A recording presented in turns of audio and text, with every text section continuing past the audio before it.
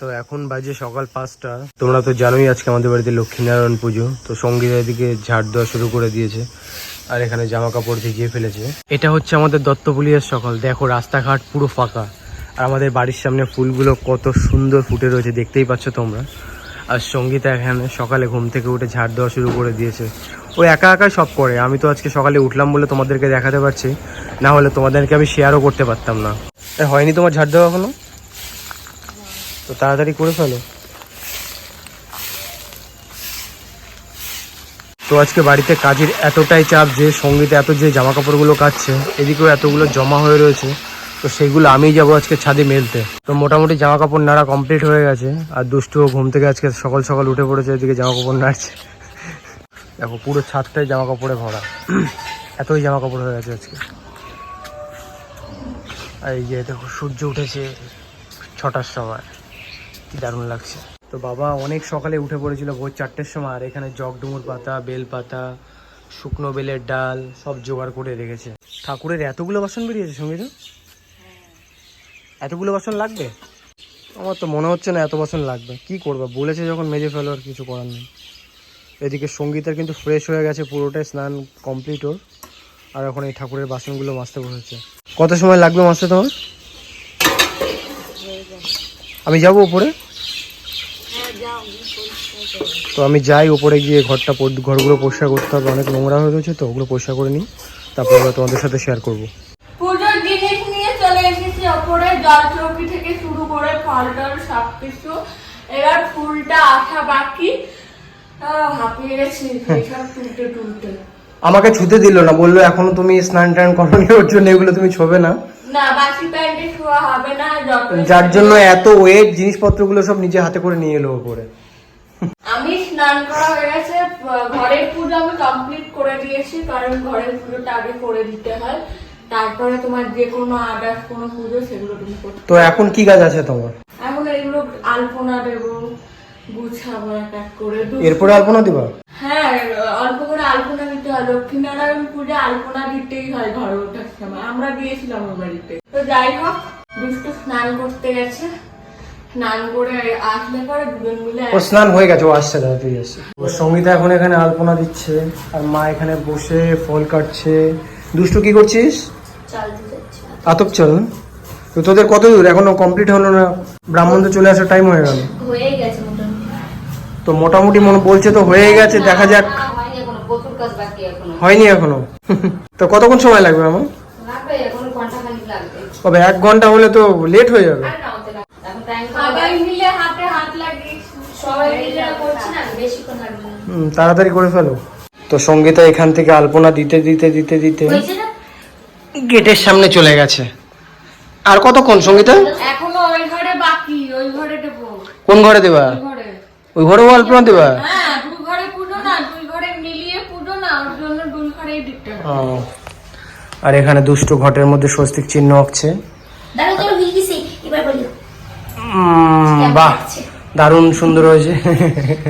একদম মানে বলার দরকার বলছে, ঠিক আছে, ভালো তো হয় নাই আমি জানি। না না, ভালো হয়েছে, সিরিয়াস। মার হয়ে গেছে ফল কাটা?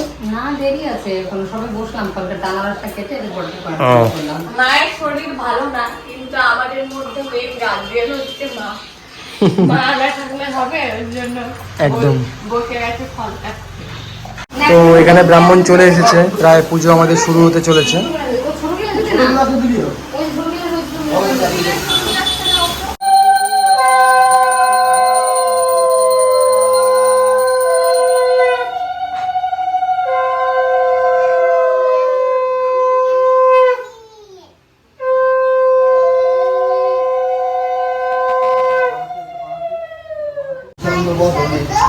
করেন কত দুঃখ ভাবি মনে, দয়ালু হইয়া চিত্তে সত্য নারায়ণ, ফকিরের রূপ ধরে দিল দর্শন, বিপ্লবে বলেন শুনো বিজ মহাশয়, ইহেতু রোদন কর বসিয়া ধরায়, বিপ্ল কাহে কি হইলে বলিলে তোমায়, ফকির কহেন বিপ্ল ক্ষতি কি বা তাই, দ্বিজ কাহে নিত্য নিত্য ভিক্ষা মেলে খাই, আজ নাহি ভিক্ষা মেলে দুঃখ চিন্তা তাই, ফকির কহেন।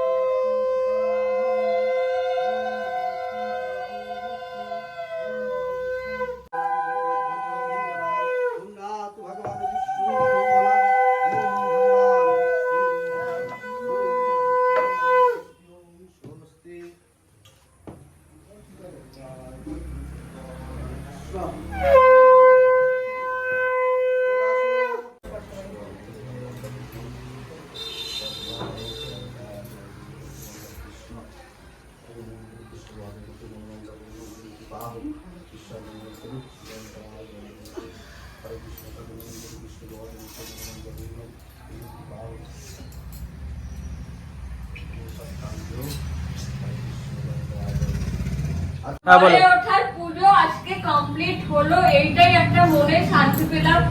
মানে কবে থেকে ভাবছি যে ঘরটা সম্পূর্ণ হবে, পুজো দেবো, কবে ঘরে উঠবো। তো পুজোটা যখন কমপ্লিট হয়ে গেছে এবার আস্তে আস্তে কাজ করো।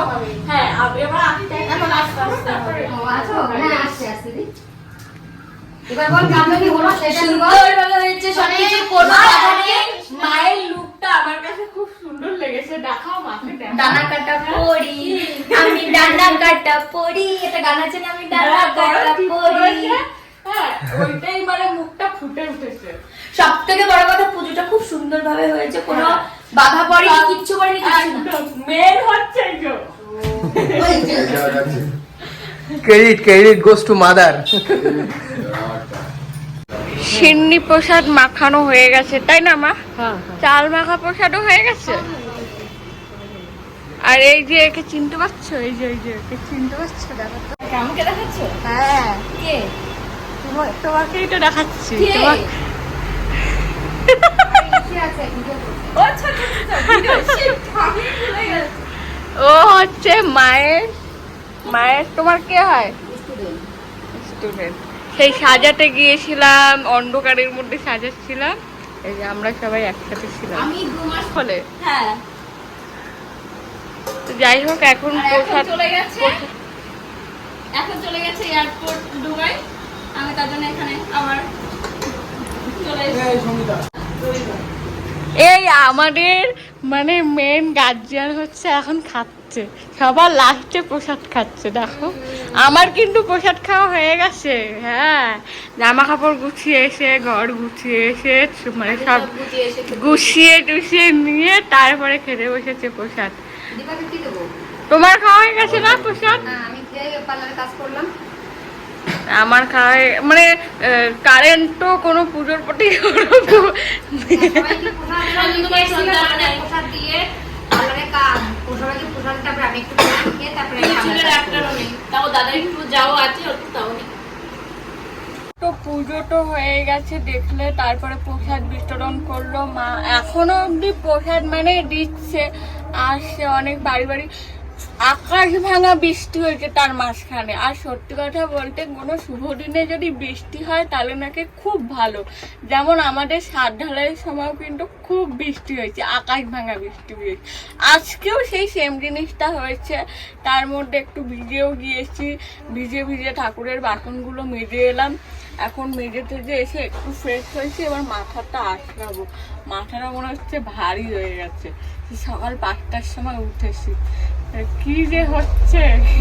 প্রসাদও খেয়েছি 2বার, আমি আরেকবার প্রসাদ খাবো। একবার প্রসাদ খেয়ে আমার মানে মনটা শান্তি হয়নি, আবার প্রসাদ খাবো গিয়ে। যাই হোক তোমাদের দাদার অবস্থাটা একবার দেখো। প্রথমে বললো উপোস করব। আমি বললাম ঠিক আছে, দুজন মিলে উপোস করাই তো ভালো, কারণ সত্যনারায়ণের পুজো তো। একটু দেখি মুখটা। তো সকালবেলায় দোকানের পরোটা খেয়ে পেট খারাপ করে ফেলেছে। পেট গরম হয়ে গেছে, ঘুম হয়নি না রাতে, তার জন্য। ও মাঝে মাঝে আমাকে দেখলে বলে যে তুমি কি করে পারো, আমাকে দেখে বলে তুমি কি করে পারো এত।